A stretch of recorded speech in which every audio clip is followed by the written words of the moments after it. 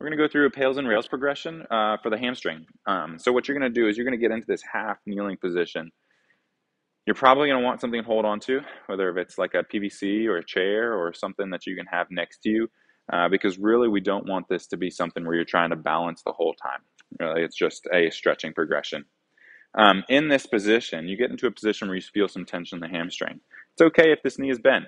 You can get a good bit of stretch, altering how the hip is positioned, just by leaning into it. If you want to work back with a fully stretched hamstring, that's fine. You can also do that, but this is just fine. It can work just as well. So with the pails and rails progression, what you're going to do is you're going to attempt to lift up the leg off the ground. And this is where it's really handy to have something holding on to. So you're going to lift up, lift up, lift up. It shouldn't move. That's normal.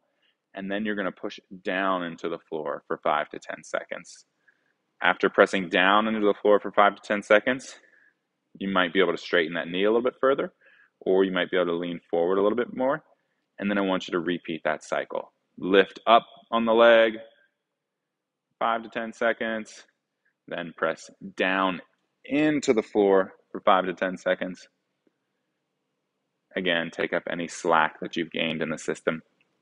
Work through that about 5 cycles. Build into it as you go. Don't give a max effort from the get-go. You might cause things to cramp up. But this is just a way to start to improve that hamstring mobility, improve the hip mobility, and take some tension off the hip and the spine, or even the knee. Give this a shot. Let me know how it works.